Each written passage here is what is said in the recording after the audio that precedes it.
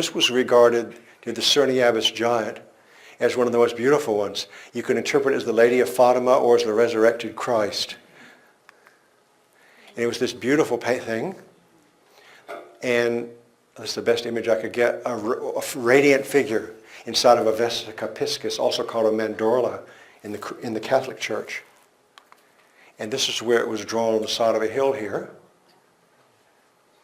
There's beautiful videos. If you really want to see these, go look at YouTube and get a drone video like by Matthew Williams, and you can see the detail, every little blade of grass. And when you get up close, you can see the lay is just beautiful. It's barley swirled there, and the crop wasn't damaged. The farmer wasn't even angry about this one. The farmer said it was all still alive. There was nothing lost. And here's the head of the person. This is the spirit inside, the glowing spirit. Now what's interesting about this one was you could have two interpretations, one for the women, one for the men. Exactly 100 years after the famous Fatima UFO event in 1917, where a woman from the stars or whatever said in Fatima, Portugal, "Do not be afraid, I will not harm you, I am from heaven." Exactly 100 years. It could also be the resurrected Christ. That's how they draw Christ all the time.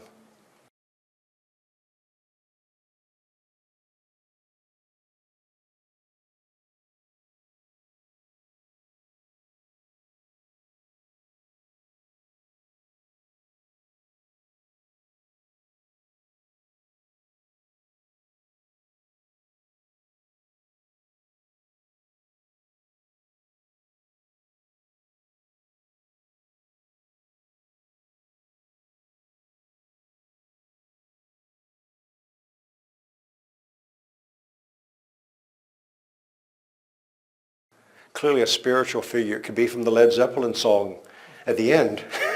The lady who shines light, you know, at the very end. Anyway, the very end of the Led Zeppelin song, Stairway to Heaven. So now what we want to do in a crop circle or something like this is a good lesson on how to interpret crop pictures. We need to look to see where it was drawn as half of the message. So the crop picture is half the message, and where it was drawn was half the message. So right away, people saw it was drawn next to this gentleman here, the Cerniabus giant. This English people have carved in the hillside there a primitive man with a huge erection and a club. Cerniabus, very crude man there, okay? So I think I'll just tell you the sociology of this so you know. So when this appeared over here, a lot of very crude English people made a sexual connotation about it and said it was a woman's sexual organ. It was just, but they're very crude people. What you perceive depends upon how it's filtered in your brain. That wasn't what it meant at all. But that's what they said. Oh, but of course, this is grass here. If they could have just drawn it right here if they wanted to do that, couldn't they? But why is it drawn over there? So landscape is very important. And here's why. There's grass there. Instead of drawing it right there in the grass, that's grass next to it. There's the Cerniabus giant with an erection in his club, the violent sexual man. It was over here, and it points across this field to this thing here, which sort of looks like an angel or a resurrected Christ to me. So they chose a second landscape thing to point it to.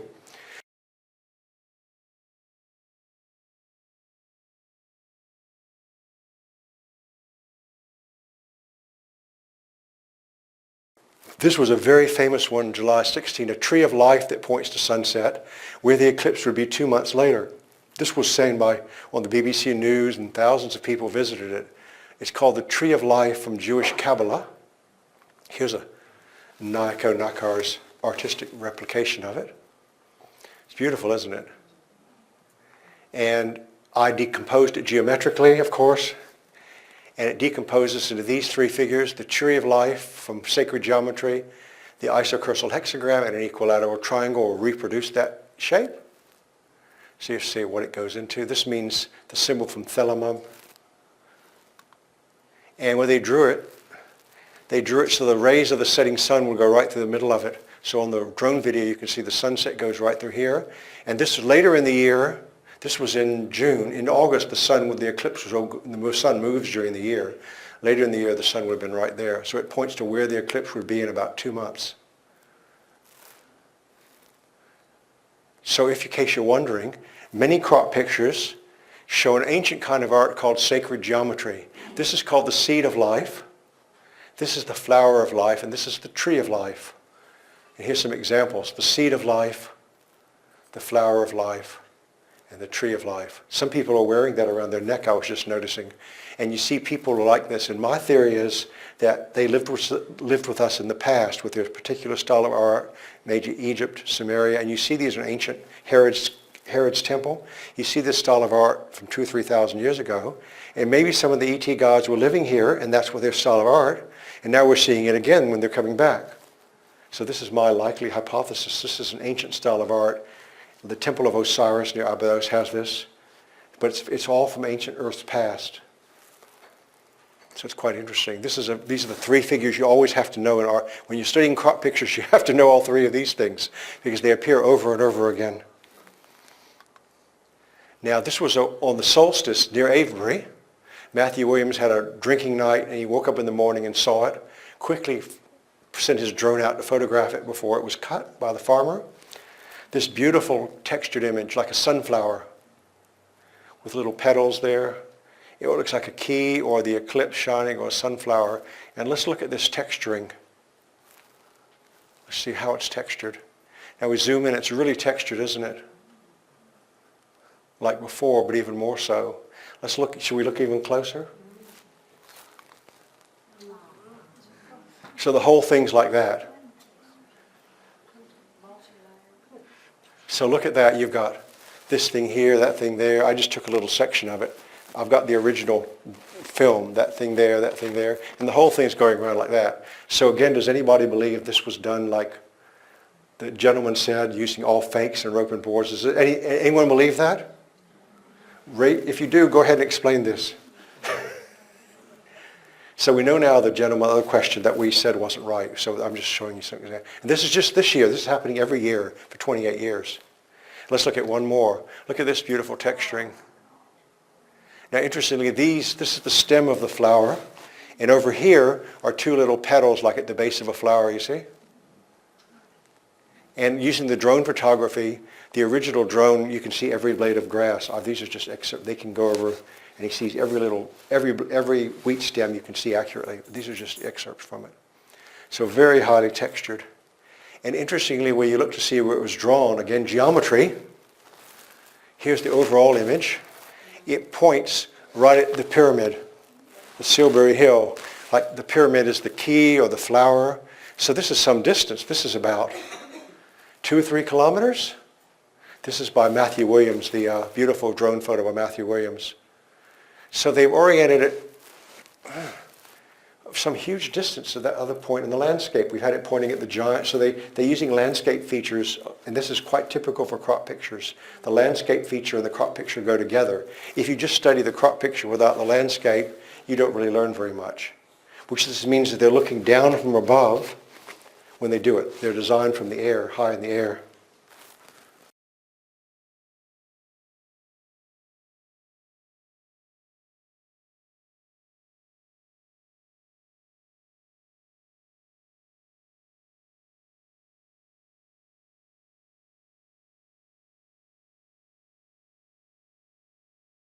This one was on August 8th.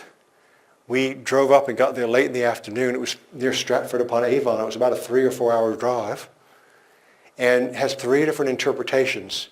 And no, I'm not going to say which is, it could be a solar eclipse at sunset, an actor fertilization, or maybe a star trail from the Pleiades, if those of you like the Pleiades.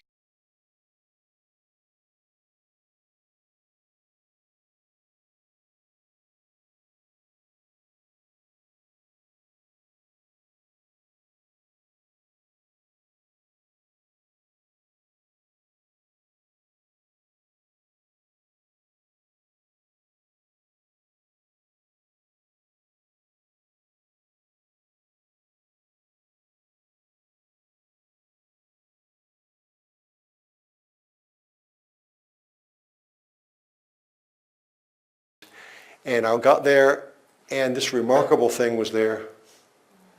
And I'm walking through it on the side of a barge canal. There's no one else there. We were the 3rd person in, 3rd or 4th person. A long way from where everybody was staying, like in the middle of nowhere. And they flew over and took, here's Lucy Pringle's photo. It looks like the sunset or sunrise, doesn't it? Which is when the eclipse would take place in England. And here's another close-up photo by Lucy Pringle. I have some also. See, it's very highly textured. There's 17 rays around the outside for the year 2017 as well. I won't get into it, but there's some details that are quite interesting. So there's several interpretations. It's a work of art. One is there'll be a partial solar eclipse in southern England, and that's the first one I did this slide. Later that afternoon, I've got the Japanese flag and put it there and say, well, that's pretty much matches it, doesn't it, you know? Like something about the eclipse at sunset. Interesting. However, I got on the internet and people said, oh, you're missing the whole story. It's more like a sperm and egg fertilization.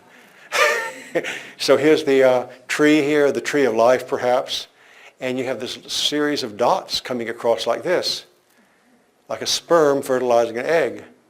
And this series of dots, I walked over to it actually along that thing here, and then I walked here. You can't walk there because it would disturb the things. No one would walk there.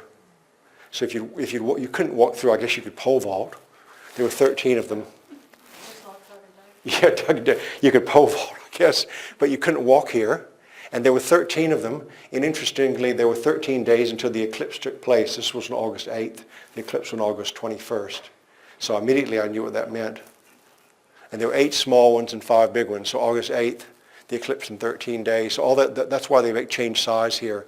5 big ones, 8 small ones. 13 in total, 13 days until the eclipse. 8 small ones is August 8th, and anyway, there's a match, numerical match. And they say, oh, that's better. It looks like a fertilization, the sperm fertilizing an egg. And then I said, well, I can do better. It also looks like the star trail of the Pleiades to me. So we have Alcyone. I forgot which star it was. I got a high resolution thing, Alcyone, the famous star trail in the Pleiades. And there's certainly a resemblance there. Like the Pleiades, people from the Pleiades will come and fertilize Earth and bring us new life. Metaphorically,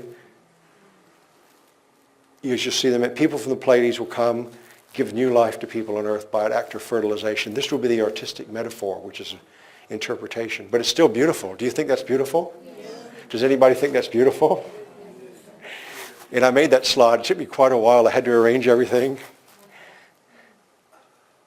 And I walked through it. And you can study it more in detail, but it's just beautiful, artistically. I think it's better than what I saw at the Archibald yesterday. Or Sculptures by the Sea, or whatever. So the final crop picture of the year was near London Southend Airport, and it had a clever double meaning. It could be like a message broadcast by a radio tower, or it could be like a spaceship flying through a wormhole. Now this one looks a little bit messy. The reason is that there was a terrible rainstorm right after it happened. So it got messed up by the weather, but that's why it's a little messier looking. And it was not photographed well. It was way off. It was like 6 hours drive from where we were. And I didn't go there. Someone else. I was home in Sydney when this happened. So it looks like a radio tower broadcasting a message. This is the crop picture. There's some clips. This was in the London newspapers. Very complicated symbols, which I'll show you at the very end. I decided not to show you what the symbols are, but I can come back to it later. Are they broadcasting some kind of news to us? Matthew Williams took these photos on the eclipse. Are they broadcasting some news to us? Has something happened? What's happening? That's my immediate thought, you know, and all these symbols. Now, interestingly, where they get the idea, it points toward a real electrical tower not far away in the next field over here. So when I got the thing, oh, this tower is just right here. It points right at it. So evidently the artistic motif was based on studying the landscape. He saw that tower there and he said, well, I think I'm going to draw a tower that way. Now, in one direction, it points to this electrical supply tower. In the other direction, where do you think it points? It points right at the control tower for London Southend Airport. So one way, there's an electrical tower here. There's another tower there which controls the airplanes. So those are the two directions it's lined up in. So it's really quite interestingly. I never get tired of looking at this one, thinking about it, you know. So I studied it for a while, and then I realized Maybe there's a second meaning. A second possible meaning, if you have to look at it, maybe it's a spaceship flying through a space-time wormhole. So if you imagine looking at this, it looks like it's going nose first, diving into the wormhole. Let's look at it. I've made an illustration. Here we are. Here's the little man in the plane.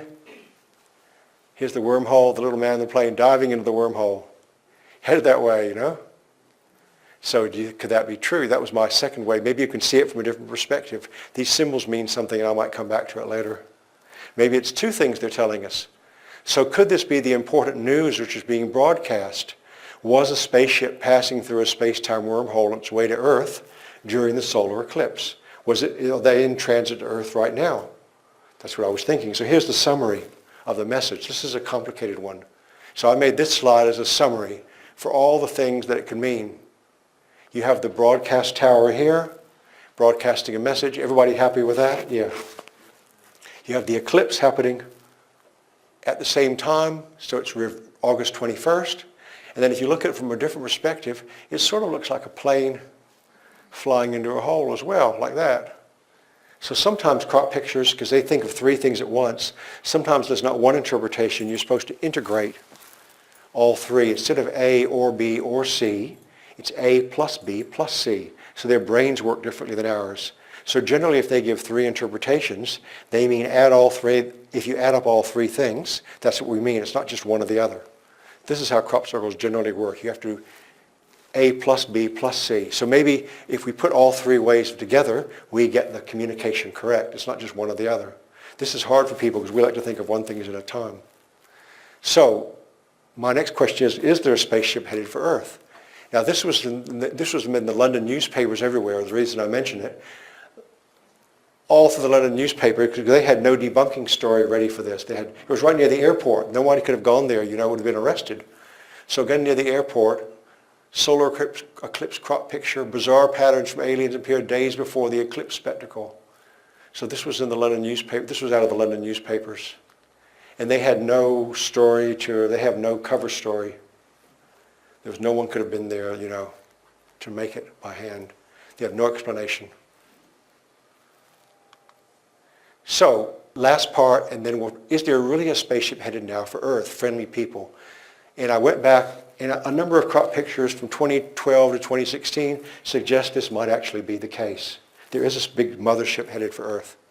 First of all, if you go back to 2012, there's a famous crop picture from Italy, which shows another image of the Pleiades right at the center.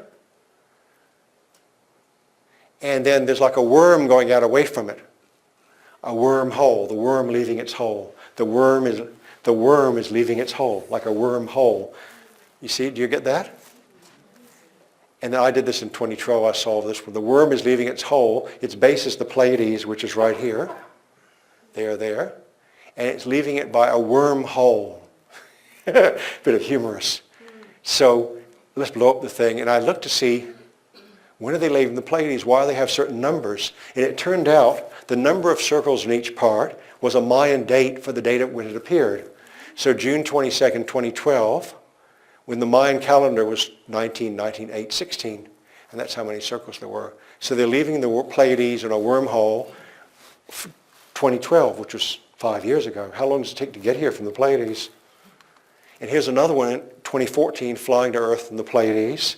Here the Pleiades are in the landscape and image. They drew a crop picture next to it. It's like a bird flying from the Pleiades. And here's another one. This was last year in the Netherlands. This is very dramatic. 8 bright stars of the Pleiades were drawn in crops. It's a perfect match. They're the Pleiades here, and here, and here, and here, and here. Almost perfect match. Of course, it may be something they may see a different perspective than us slightly. But it's definitely the Pleiades. They're drawing the Pleiades in crops. This was last summer. So there's a lot about the Pleiades. And this is obviously, are they coming into land soon? You see, here's the triangular UFO. This is from 2013. You see the little exhaust. It looks like it's coming into land here. And you can see a little triangular thing here, which looks like a triangle landing on a landing strip. So are they coming into land soon? This is a spectacular crop picture. And if you look at it from above, you can't quite see from this angle. It looks like a triangular UFO that's flying out of a wormhole. This is the crop picture I just showed you. It's a little exhaust. Here's another one from 2010. Here's another one from 2007. It's sort of like the spaceships emerging from a wormhole to go to Earth and come in to land. I could say more, and there's some other, this is a very big, intricate thing. Is that a pyramid coup in the center of the triangle? That's another symbol shown, no, not human coup, but it's another Mayan type of symbol shown in the middle. I just didn't want to get into the details for this purpose. Jaime Maussan was there to put this on Mexican TV when this happened. But I could show more, but Max says don't get details here. So it's really quite interesting that maybe there's a ship headed our way. Now what about this one last year? Bringing us the flower of life, the mothership. These strange symbols, the mothership and the flower of life are only, this was just last year. So you're really thinking the mothership's coming, you know? Maybe the little ones before, this is now really the mothership's coming. So what are crop circles for? People were asking me. In my view, the purpose of modern crop pictures may be to reduce the fear of aliens before we make contact with a coalition of friendly races who have wormhole or conduit technology, which we don't have. In other words, they can travel quickly through space between stars. And part of this message from look at this message. Believe there is good out there. We oppose deception. Conduit closing. Now the conduit was the little pipe they sent the message through. So they sent it through a long pipe from light years away. Maybe they're in the Pleiades when they did this. Maybe he's sitting around a planet in the Pleiades and his computer doing this. Do this. Do you think they're friendly? So that's the conundrum so far. Now the question is, would you like to learn more? Do you know who this is? Does anybody know who this is? Quetzalcoatle from Mexico City, the Teotihuacan, the city of the gods. It's his with his little smile and grin. Not really that terrified looking, as you know, although he's a serpent. So if a spaceship's really headed for Earth, who's likely to be on board? What if it happens next month? What if it happens soon? It could be 5 years. It could be next month. Who's likely to be on board? It may be a space traveler called Quetzal or Quetzalcoatle from the Pleiades who once lived with the Mayans in Central America. Now that may be too much for people. You think, oh, it was a long time ago, or there were no aliens in Central America. But we may have to revise our conception of what's possible or of history when we study this. Is it really happening? And here's a famous image of Quetzalcoatl from ancient Central America. You can clearly see, La Venta Stella 19, you can clearly see a serpent, a man flying a serpent with a little controller, like in the British Museum you see little TV screens, things that look very technological, a little suit. So this clearly looks like an aviator of some kind. He looks like an aviator. That's wildly out of place for 2,000 years ago in Central America by conventional history. They also called him a Quetzal bird. This is from the famous sculpture from the city of the gods, the Butterfly Palace, the Quetzal bird. So Quetzal is a kind of bird, Coatl is a kind of snake. So they called him a bird snake. We'll see why that is. They even built a big pyramid in his honor at Chichen Itza. Every equinox in March or September, the shadow of a serpent goes symbolically from heaven to earth. So this little thing is like a serpent coming down certain days of the year when the day and night are equal. And you see these two little serpents right at the base of the pyramid with spirals in the thing. So that was about 900 AD. Why would they do that unless they expected him to come back from the stars? It's a big pyramid just built for this. And why was he called a bird serpent by the Mayans? It's because his space plane resembled a flying bird with the tail of a serpent. Now I'm going to let somebody else look at this. There's a great YouTube video, Kukulkan, a brief story on YouTube. That's just another name for him, Quetzalcoatl and Kukulkan. And if you go to this YouTube video, it really explains it well. And you see a serpent-like tail on the airplane, flying like a bird, and this is like they built into the pyramid. So there's a Kukulkan, a brief story, 3-minute thing, Ancient Aliens has already done it. I don't have to redo this thing. Many crop pictures have shown images related to Quetzalcoatl of the Mayans. This is the most famous, July 5, 2009, a Quetzalcoatl headdress near Silbury Hill. It's based on the Quetzal feathered headdress of Aztec kings. This was the crop picture. And this is the famous headdress of Moctezuma, and the Quetzal feathers, and the bird over here. That's what a Quetzal bird looks like. And here, now interestingly, this is the headdress. If we take the headdress, all these little dots and dashes, and flatten them out, get rid of the curve, we see the famous pyramid of Quetzalcoatl as a graphical transformation. So that's pretty cool, isn't it? So this little curved region here, I plotted it on paper. I said, I wonder what it looks like if it wasn't curved around, and you make it flat on graph paper, and you see that. Those two little dots. And no one, unfortunately, no one solved that code exactly. I've solved it partly. No one knows exactly what it means. But it's pretty cool, the transformation. So we definitely have a link to Quetzalcoatl. We have the headdress, we have the pyramid, we have all these things. What else do we have? And at the very center, there's something that looks like a feathered serpent with a beard. There's a man with a beard. Here he is, his two little eyes. This is on the pyramid there, and the little beard, and they've drawn that in the very center of the thing coming out from behind. So he's having a bit of a joke there, I think. Headdress. Now, not only that, but what happened was, this happened on July 5, 2009, and it was there people walked the first day. The next morning, what happened? A policeman was going by at daybreak, off-duty Wiltshire policeman, and he saw three guys standing in the field near opposite Silbury Hill, the car park, and they're up in the field there in white coats. So he thought they were British Army people sampling the crop or doing some exercise. So being a policeman, he just parked his car and he decided to walk over just to check to make sure nothing funny was going on. And then he got his shock of his life, because it turned out they weren't policemen, they were some kind of aliens.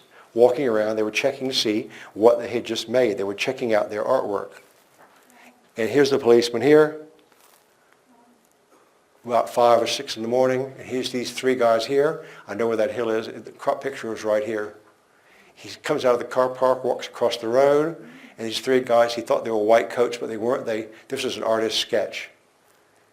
And here's what they look like, these tall blonde guys. I don't know if they're really blue-skinned, but tall guys in this clothing with long blonde hair. The crop picture was about here, behind them. So they'd walked also from the road to the crop picture. The crop picture was right on the hill behind them. And he saw these aliens there, and there was all sorts of static electricity. It was a big UFO, close encounter of the third or fourth, what do you call it? Close encounter anyway. And here it is, a map of it. Here's the hill. Here's the A4 where you park over here. And you cross the road, and then you walk over here, you see these tall guys, and there's a crop picture right there. And the policeman saw this. He didn't get any film, but he gave a lot of testimony. So the mothership may not have been here, but they were probably here in a smaller ship perhaps. Perhaps some of them coming around to help. So there's a clear relation between these tall blonde guys and the crop picture. So the big question now is, if a spaceship's coming, will Quetzalcoatl return to Earth like a serpent coming down the side of a pyramid? And here you see this serpent lay. Can you see that little zigzag serpent? And here's the pyramid. He's supposed to be coming down in the same fashion, that little zigzag. And he put that in the crop picture at the top of it if you look carefully. So it's a perfect parallel. Is he coming down? And this is the general symbolism. You have the pyramid here with the serpent coming down. And here you have it's like a pyramid. He's coming down.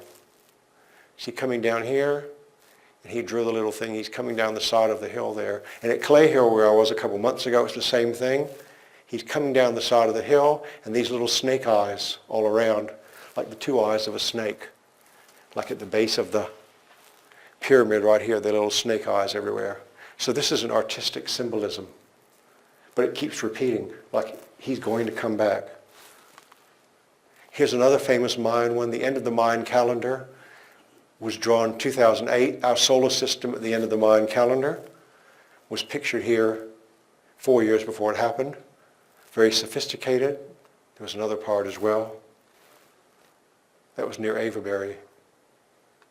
And there are lots of Mayan things that have been drawn in crops. So this is a typical Mayan sculpture. We have all these Mayan things, 2004, 2005, 2005, 2009. They've consistently been drawn in crops. So we have a strange link between the extraterrestrials and the Mayans.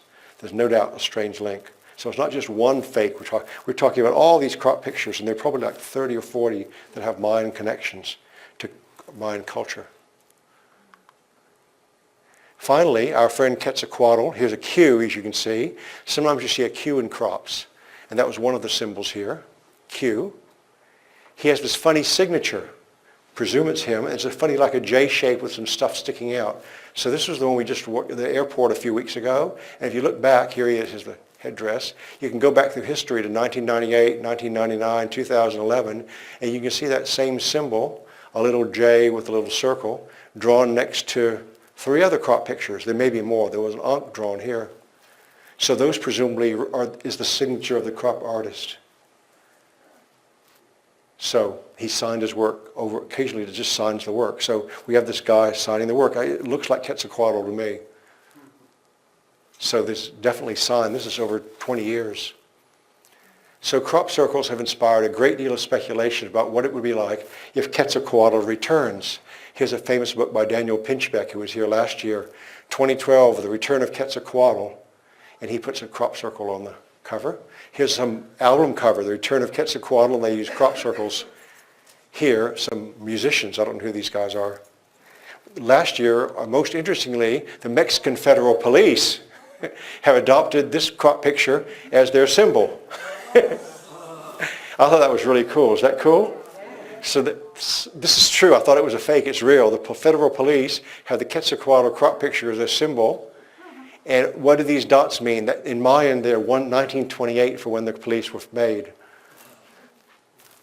1928 in Mayan numbers. So generally, we're at the stage now where the crop pictures, here's a summary. The crop pictures have appeared 1 more year. There's indications a spaceship is headed to Earth. If the spaceship comes, it's very possible that it will be this group of aliens who look human like us. The Quetzalcoatl group, maybe they lived in Central America a long time ago. Maybe they look human like us. And we'll be able to accept other aliens that look human before we accept gray aliens, won't we? Probably they'll pick a human race to make first contact with us. So the big question is, if we do have first contact, when will it be? And I think it could just be any time on from now. I won't say, but I mean, I think any time really, if it happened this year, it wouldn't surprise me. But I wouldn't think it's that far away till we get an open contact. 2 military personnel received long-coded messages from UFO visitors near Wadley, Georgia in 2015, or Rendlesham Forest, England in 1980. And this was the Wadley case. They saw the UFO with some symbols and the sparks. And there's a very complex binary code here. You'll see it's not your usual binary code. I'll come back to it. And this was the Rendlesham Forest case, an artist's depiction, because they seized all the films. They seized the cameras. The British people took films and the Americans took the. So we have no direct photographic record. The films were seized, and this was part of the binary code. From Rendlesham, it said 8-bit ASCII, exploration of humanity, and this is part of the code. So let's just look at each one separately and follow it through and see what they say. Now the 2015 case, an active military man, we call him CJ, because he's got a wife and kids and he wants to keep his job. Linda Howes investigated this near Wadley, Georgia, received a series of UFO messages using a 4-symbol binary code never seen before. So normally a binary code has 0 and 1. This binary code has 4 symbols, as you can see, obviously. Has a thick line and a thin line and a filled box, open box. And here's the UFO, a couple images. And here's the code, actually. Linda had sent it to me, and it took me about 2 or 3 weeks to solve the code because it's not present on Earth anywhere before. No computer website, no computer journal, nothing. So it wasn't present on Earth before. So it took me a few weeks to figure out what the message meant. And actually there's a 3-layer code. You can read the 3 different codes from one of them, and you can come back. Anyway, it's a 4-symbol code, and you can read 3 messages at once. And what did some of those UFO messages say? A new binary code never seen before, so it couldn't have been faked. You have an ordinary sergeant in the Army with a wife and kids. He gets the messages, as Linda explains. It couldn't have been faked. I mean, to be fake, it would be just incredible. One of the biggest things ever. So it probably could not have been faked, 99%. He saw the aliens were in the room with him, or if they were aliens. This one had blue eyes. They had contact lenses to prevent themselves from being... the light was too bright for them. The whole purpose of them contacting him was to find a reliable military man to give a message to. They thought, this guy won't freak out. We can give him the message. They found the guy. And the first part of it said, continuous protection of humanity, and gave some latitude and longitude coordinates, 49, 27, 11, 5. Now, when I solved this, I said, well, where is that?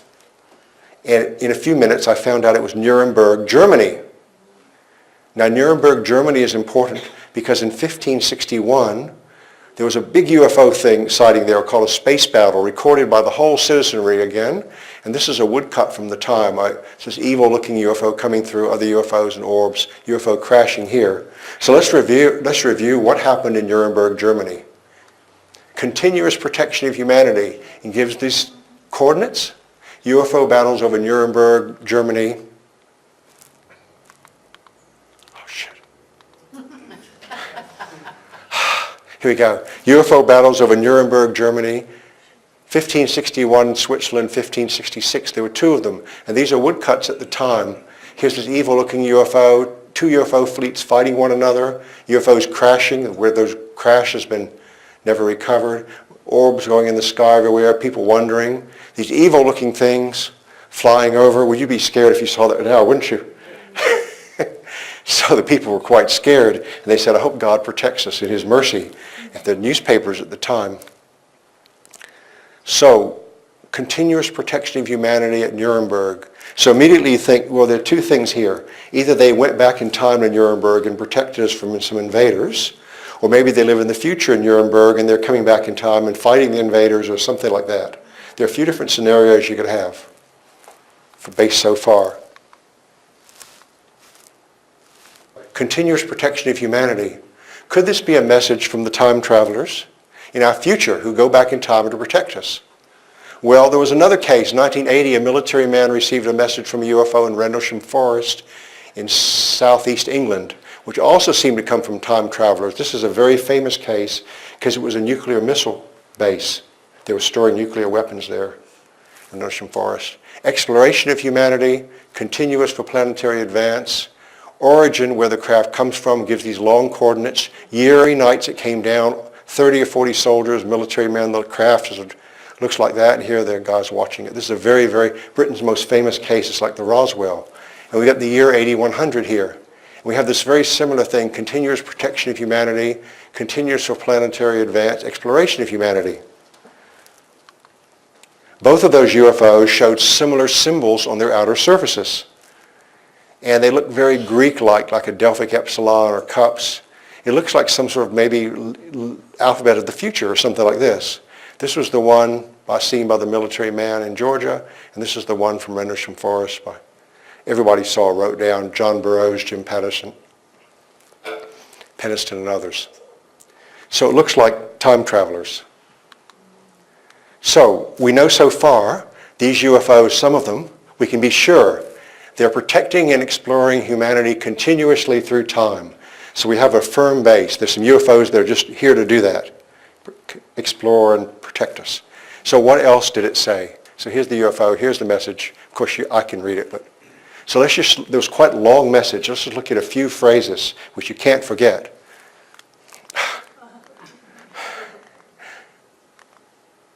What else did it say? Expose hidden knowledge to all citizens.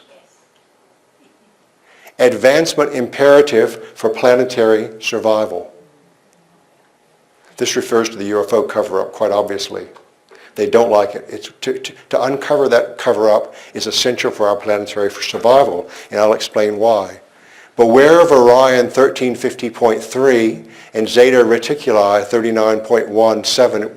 Avoid messages sent. There was actually things. This is just a misspelling. It's actually reticuli. This means don't send messages out into space. So let's review. In 2015, they asked us to expose hidden knowledge to all citizens. And the full text of the message says it's about alien contacts with our world and also alien technologies which have been given to our militaries. That's what the full context of the message says. They've been giving alien technology to the militaries, and this group of UFOs wants that exposed. And the reason is, why do they want that? The reason is we could advance more rapidly if civilian and company scientists work on these alien technologies which will help to improve our energy supplies and our defense systems. expose hidden knowledge to all citizens, advancement imperative for planetary survival. That looks like a very, does everyone agree that's a very lucid message?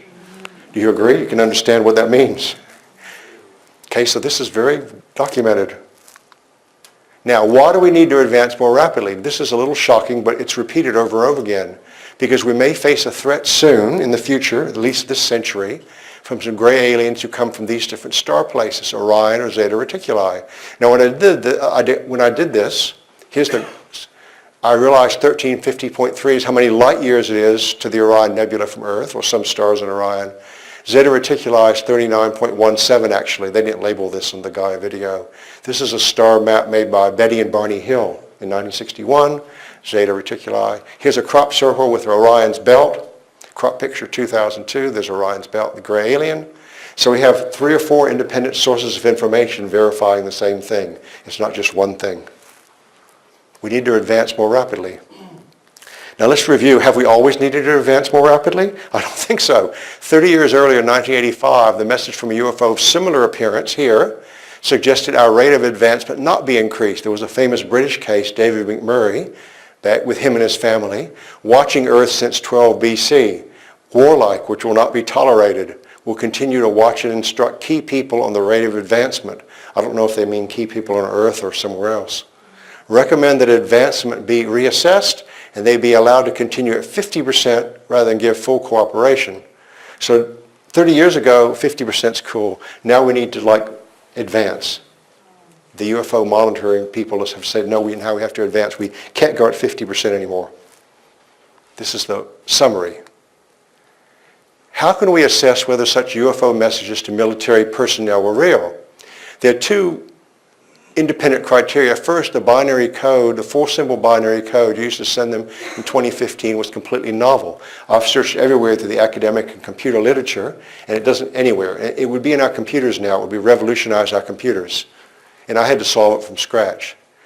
Also, similar messages have appeared twice in crops and pictures which could not possibly have been man-made. We'll quickly look at those 2 in case you don't know. So here's one, 2002, a very famous crop picture.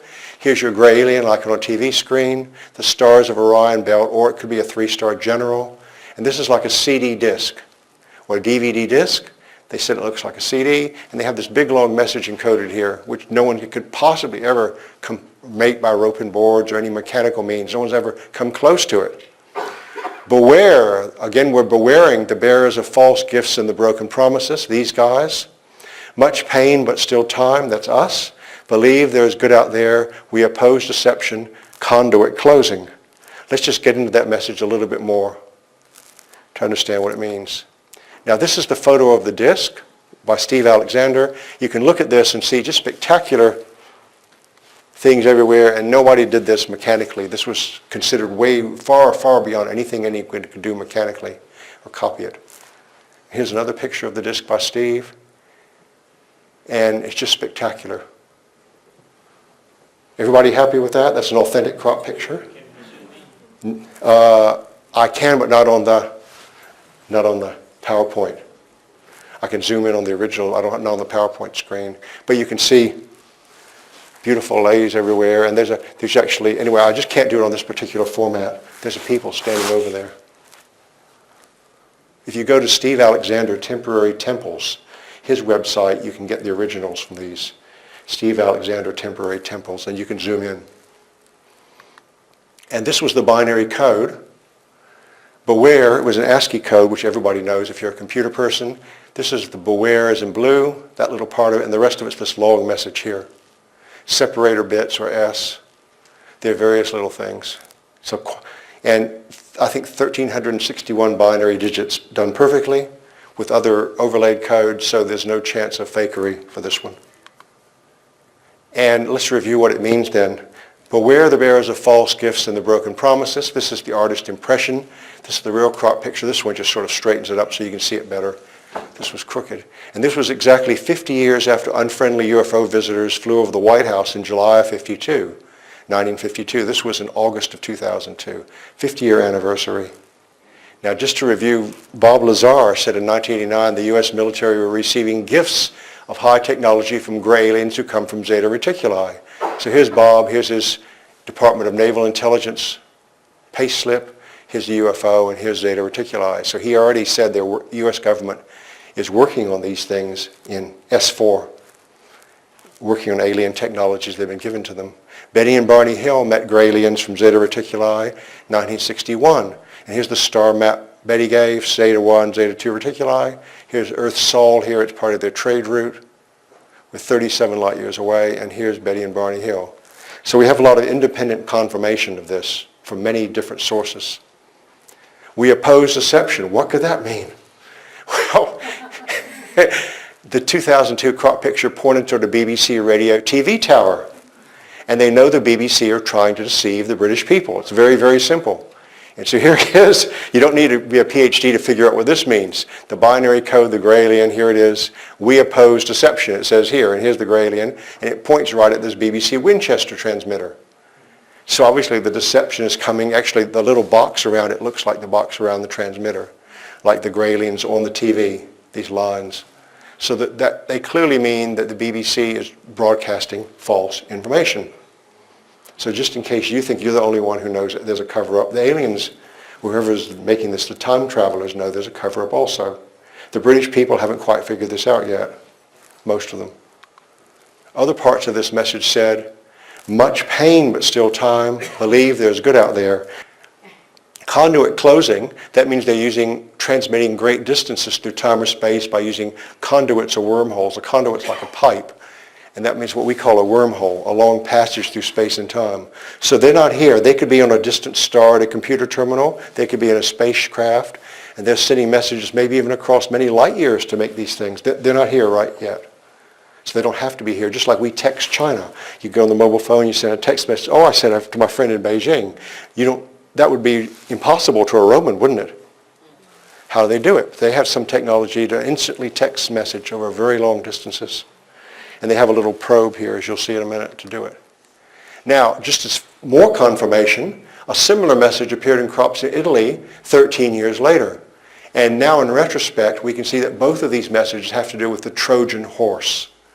And it wasn't clear until the second one came. The first one in England said, beware the bearers of false gifts and their broken promises. Now we know that's related to beware of Greeks bearing gifts. Beware of bearing gifts, the bearer of false gifts. Now we know that's the literary allusion. Then in 2015 Italy, 2 years ago, it was in Latin. Timeo et ferentes. I fear extraterrestrials bearing gifts. And that comes from the famous Latin phrase, Timeo doneos et dona ferentes, the underlined part. And that means that's what the Trojan priest Laocoon said to warn the people about the Trojan horse. So now we're thinking the aliens are doing a Trojan horse act. Both messages have to do with the Trojan horse. And here's the Italian crop picture of the year 2 years ago, which I translated. Valeria, the beautiful woman in Italy, and her Silvio, her boyfriend, took the photos from their private plane. It was drawn at the end of an airport in Torino. Now, if you went to Sydney Airport tonight, and took 20 people and you found some field with grass in it, and you brought along lasers, and everybody gathered at the end of where the planes are taking off, and you spent all night shooting lasers back and forth on unauthorized and private property, pushing rope and boards around in a farmer's field, cars, right at the end where the airplane's taking off, shooting red lasers. How long would it be till the police arrest you? You'd be arrested immediately. What if the president were here, the place were in lockdown? How long would you take? You'd be arrested even quicker. So the town of Turin was in lockdown for the Pope, and this appeared right at the end of an airport runway there when this happened. So obviously there would have been arrested immediately, anybody sitting out there on unauthorized farmer's field. So it was trespassing. So it was clearly authentic. There's no possible way anybody could have done this, despite what all the intelligence agents and debunkers say.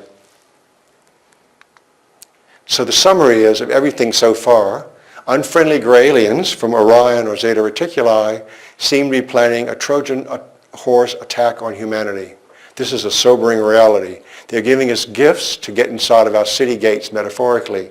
So if the Zetas are working with the U.S. military, it's not because they like us. Say, here's some weapons, here's some gifts. It's not because they like us. It's a Trojan horse strategy. We give a gift to someone, we get inside the defense system, we get inside the gates. It's a Trojan horse strategy. We're being told this over and over again. So you have to wonder with all the time travel thing, in the future, will there be an unfavorable change to our history, which friendly UFO visitors who may be time travelers are trying to prevent or avoid by giving messages to military personnel in crops at least 4, 5, 6 occasions? So you have to figure this is an attempt for them to change history, expose hidden knowledge to all citizens, advancement imperative for planetary survival. You have to figure that all these UFO visitors so far are trying to change history so this future thing doesn't happen. And this has to be the bottom line, time travel UFOs, the bottom motivation for all these groups. Is that pretty clear what I explained that clearly? We don't know when it'll happen. It could be next year. It could be whatever. They see something in the future and we have to make changes now. And the changes we have to make, I'll just quickly forget the slides. We have to break the UFO cover-up so millions of people have to know it's happening. And then the whole military, industrial, whatever, who's working with these aliens, all that tech, like compact fusion or whatever, has to go out to the universities, to the companies, Elon Musk, or whatever, and have the civilian people work on it worldwide. And then we'll upgrade ourselves very quickly within 5, 10 years, and we won't be taken over. If you saw in the ancient times, if you knew the Spanish were going to attack Central America, you'd go to the Mayans beforehand and say, look, you've got to get some horses, you've got to get some cannons, you've got to get some guns. And then a little group of Spanish invaders couldn't have taken the Mayan civilization or the Aztec civilization. So we could have easily, if they'd upgraded beforehand, Cortez could have never taken over Central America, and the whole history would have been changed. So it's very parallel to what's happening here. So it's within our reach to do it, you know. It may not be a big invading force, but if they have higher tech than us. So this is seriously what's happening. Might this explain why there's so many UFOs and crop pictures in our era? Yes, it would. This is another part of the message, just in case I didn't say it. Expose foreign technology to all. Evolutionary advancement needed to prevent takeover. So that's what we are, where we are today. We don't know how far ahead the takeover is, but it will be 10 years. Okay, there's Megan there. Yeah, sorry. Yeah, these are really important points, and actually way back, as far back as Eisenhower tried to warn us against it, and Kennedy. That's right, the military-industrial complex. That's why his final speech, I don't know if you heard it from Megan, he warned us about the military-industrial complex, which is essentially the same thing as you know, that the president had lost control of this secret development. It's Megan over there. I agree. I didn't want to. So the metaphor for crop pictures is coming to our rescue by riding it on a white horse. So when you go to England, which I was just over there, this is my photos from Milk Hill and Hackpin Hill, many crop pictures point to white horse figures on the hillsides of Wiltshire as a metaphor for coming to our rescue. This is the Milk Hill horse I was at the barge shooting that. And here's the Hackpin Hill horse. And crop pictures are often drawn there. This was in 2009, pointing at the horse. This was the part of a 2000. And here's another one. This was last year near Share Hill horse. The Share Hill white horse. You can walk up there. There's the monument. And here's this pendulum pointing at the Share Hill horse. And the metaphor here is a pendulum clock ticking at the horse. So the clock is ticking until we see the horse. The clock is ticking until they ride into our rescue. This is the artistic metaphor. We have a pendulum, tick, tick, tick. There's a moon. There's the horse. So that's how it's a landscape metaphor. So riding in on a white horse is a metaphor for coming to our rescue.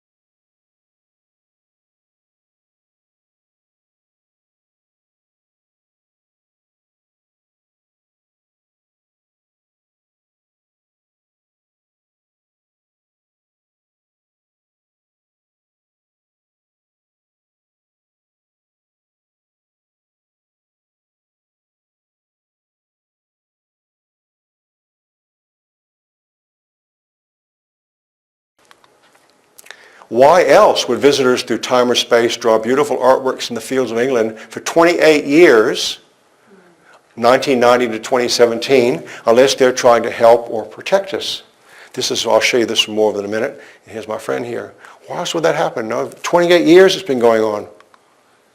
Now, so I've given you a summary now as a scientist, what I think, what all the crop pickers think, what a lot of UFO people think, what James Fox probably thinks. So we've got a summary now of what the intelligent paranormal community thinks. In general, I think this is I was trying to summarize what's the situation today. Now we have to go, I'm also a conventional scientist, so we have to go back and wonder, what are the conventional scientists thinking? Why aren't they thinking like this? So I want to go back and just review what the conventional astronomers are thinking. If there's astronomers here, they might get very angry, but we'll see. What do they think as they look for radio signals which might have been sent to Earth by life elsewhere? Many important messages have been drawn in crops, but Earth astronomers refuse to study them. Here they are looking at the stars, and here's the alien landed over here with his pissing. So they're not looking, okay? So let's just review what happened. To say there's no aliens is ridiculous. 3 complex crop pictures were drawn in these years near Chilbolton Radio Telescope in southern England. They were an apparent reply to Carl Sagan's radio message into space from Arecibo in 1974. From Arecibo, he sent a message out, this coded message, and here's Carl here when he was a bit younger. 3, not 1, 3 crop pictures. So one of these, here's the English telescope, look at the crop picture nearby. One of these showed a similar but slightly different coded message in binary. This was the crop picture in 2001, and it pointed right at the observatory. There's another one here, we'll come back to it, pointed right at the observatory. And if we compare that with the Sagan's message, here's the one pointing at the observatory, and this was what the alien sent, and this is Sagan, what he sent out. So clearly we had a man here, we have an alien here, right? So it's changed in that part. We have a radio transmitter here, and we have some other funny device here, like a laser. So they're not using the same transmitter we are. Now 1 year before, in exactly the same place, this crop picture was drawn, but on a much larger scale. Instead of just being the bottom of it, look what they did. It's a huge thing. Sorry. So this thing here, 1 year earlier, was this huge thing here. It's the same telescope. So what's the chance that, and nobody sitting there next to the telescope, what's the chance that people with the rope and the board could walk out and do 2 of these? It's almost nothing. Impossible, isn't it? It's just impossible. And this looks like a laser. Now the third one showed the face of some person. It's controversial. Here he is over here. Is it Carl Sagan? Is it the alien crop artist? We don't know who he is. So the face of some person was shown over here. So this is the one sent out by Carl Sagan with the man here. And this is the little alien sitting there. This is the face that appeared way over here. It's like a newspaper thing. So that's 3 of them. And it points at the telescope. But let's just zoom in and look at that. The face of some person, very complicated style. You can see this is the thing here. Telescope, people walking in. Very complicated pixelated style, not just like a newsprint. And no one knows whether they're trying to draw it like Carl Sagan, or maybe that's the alien man sending the message to us. So the big question is, did friendly aliens reply to Carl Sagan's 74 message from Arecibo by drawing 3 crop pictures next to a radio telescope in England? 1, 2, 3. And this was the original message. This is the modified one with the alien and the transmitter. You can see here. And this is an alien, looks like that, and here's another one. It certainly seems that way. Now, there were 3. We're not talking just about 3. There were more. This was in Germany in 2014. Another one made German news next to a radio telescope in Germany in 2014. Big spectacular thing. And there have been 6 in total. Shh, excuse me. The little device keeps flipping. There have been 6 in total. So here's the SETI Institute looking for aliens. And looking for aliens. Okay, so right next to the radio telescope we have these 2. We have that one, we have that one. Here's another one here in England. next to another radio telescope, not Chilbolton. Here's the one in Germany, and this to another, I think this is a Harwell radio telescope. We have 6 crop pictures from 2000 and 2015. So the weight of evidence here is tremendous. You have to say objectively as a scientist, the rejection of such evidence by today's astronomers, it's not rational. It's not the scientific method. So their rejection is not a rational thing. I've worked on other scientific subjects before, like left-handed DNA, and it was rejected. And it wasn't a rational rejection. Later I discovered left-handed DNA with some other people. But it wasn't rational. Scientists aren't always rational. And they aren't being rational here. 6. 1, 2, 3, 4, 5, 6. Where 1 would be enough. Now here's some famous people who have said about alien testing. It's right under people's noses. Mr. Bigelow, who I met in 2002 briefly, he's the major commercial partner with NASA, with Elon Musk. The reporter asked him, will missions into space provide evidence for aliens? He said, look, you don't have to go anywhere. It's right under people's noses. It's right here. And here he is working with some NASA people. And here is this thing, join the adventure of Bigelow Aerospace. By under people's noses, he meant, he personally is he's sort of like me. He studies crop circles. He studies cattle mutilations. And there's a ranch in Utah with a wormhole. And he has one of his employees is a friend of mine. So he studies all these subjects extensively. So he's the major commercial partner with NASA, with Elon Musk. So do you think he's credible? This defense minister from Canada says proof of an alien presence is overwhelming. Science is at fault for dismissing it. Paul Hellyer. See, that's on TV. Hillary Clinton met with Lawrence Rockefeller to discuss UFOs. In March of 2016, she said, I think we may have been visited already. She's got, I think, some disclosure book here she's under her hand. John Podesta, who leaked the famous emails, advisor to Obama and Clinton, tried to tell everybody at UFOs. My biggest failure of 2014, once again, not securing the disclosure of UFO files. Clinton campaign chair, the American people can handle the truth on UFOs. And here he is with Hillary, obviously very good friends, and with Obama, okay? So we have the head of the American government practically wanting to do it, and he can't do it.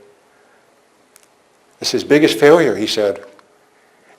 Edgar Mitchell, the moon astronaut of many, discussed meeting with Podesta and Obama to bring zero-point energy to Earth. This is from leaked emails. He also worked with Roger Lear, who is a friend of mine. Dear John Podesta, you should be aware of several factors as you and I schedule our Skype talk. Remember, our nonviolent ETI, extraterrestrial intelligences, from the contiguous universe are helping to bring zero-point energy to Earth. They will not tolerate any forms of military violence on Earth or in space. So this is what they're talking about in Washington behind the news things. This is the moon astronaut. This is the guy who's running Hillary Clinton's campaign. And he got up, after she lost and gave the speech. So they can't get any higher than that. How much higher credibility can you get than that? This is a senior scientist from Lockheed Martin telling how they're back engineering alien technology at Lockheed Martin and S4 in places. He's passed away. This Stephen Bassett was just on Russian TV, nationwide. Putin must have approved this. And he said, America already possesses ET technologies which remain concealed. The saucers do not use oil, gasoline, or coal. They have another system of energy which, if disclosed, might cause a collapse of the fossil fuel economy.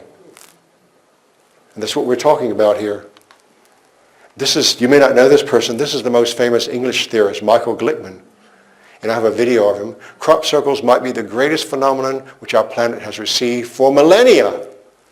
I saw him give this lecture a couple months ago in England, and I took a video of it. Millennia. And how many people know about it?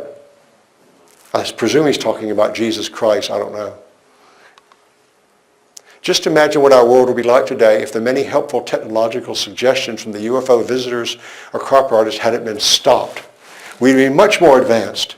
First of all, we'd have a whole new system of computers based on improved four-symbol logic.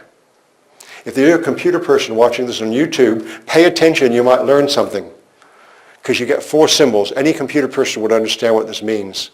I'm not going to sit and explain it to them, but it's 4-symbol logic, okay? But you don't know about it yet. You don't know. Whether it's from the future or from alien, I don't know. Maybe this is a computer code from the year 2400. I don't know. But it's someone's more advanced than us. Many new insights into the nature of electromagnetism and how to make spacecraft propulsion or clean energy. Certain aspects of electromagnetism which physicists on Earth clearly do not yet understand.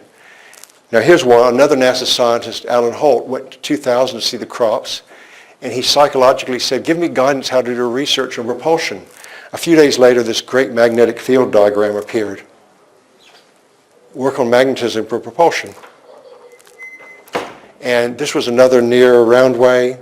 You see this flower of life near the electrical power supply. And that's just what a magnetic field looks like from above if you study it with ferrofluids. They don't teach this in school. Although it's known, they don't teach this in school. You can see this, the flower of life right there, and this thing here. So clearly they know about this, the crop artist. This is some sort of device to make clean energy. I don't know what it is, but you can see there are clearly magnets and things going around one another here. There are 50 or 60 of these in drawn-in crops. This one's quite clever, which you can't deny. This one shows an electromechanical rotor here. It's output energy on an oscilloscope screen. So they're very, very direct. If you're an electrical engineer, this is actually, looks like a homopolar rotor for alternating homopolar current. And you can see the AC current output from that rotor. That's what it looks like on an oscilloscope screen. That's what was drawn in the crops. So clearly they're telling us how to make a device. Would you look at that and say this is a blueprint for a device? I would say they're teaching us how to make a new electrical device. We could use it for make clean energy. When you show an oscilloscope screen, sawtooth wave like that. And there's the rotor rotating around. This one is how to get free energy from space by collecting cosmic rays. This was Tesla's patent. You collect the ray here, north-south magnet, and you transmit the current here, collect it in a capacitor, and there's a ground. How to get free energy just by collecting it from rays passing the Earth. Here's one how to collect free energy with an antenna. I'm not sure how this works, but you put an antenna over the Earth and you collect energy that way, free energy. There are 50 or 60 of these suggestions, and I'm not an expert at this. They're spacecraft. They also show how UFOs are propelled. This is a triangular UFO. This is a UFO drawn in crops 1998. A series of drawings are going that way. The enlarged version, small version. They have a ring of electromagnets around the propulsion device. And this looks just like what Herbert Schirmer, a UFO witness in Nebraska, sketched when he was taken aboard a UFO. His was his sketch, the propulsion system, and this is the crop picture. So clearly we could study this. Do you think we should study this? Yes. We should at least study it. Make small-scale models, try to see how it works, get electrical engineers involved. That's all we have to do. There's a whole bunch of them. And are we doing any of this? And you know why? They say UFOs don't exist. Crop circles don't exist. You feel like you're dealing with crazy people. I feel like I'm dealing with crazy people sometimes because they're so oblivious to reality. So we have the potential in our human brain to go forward much faster, and we're not doing it. And this is the whole message phenomenon that we're getting.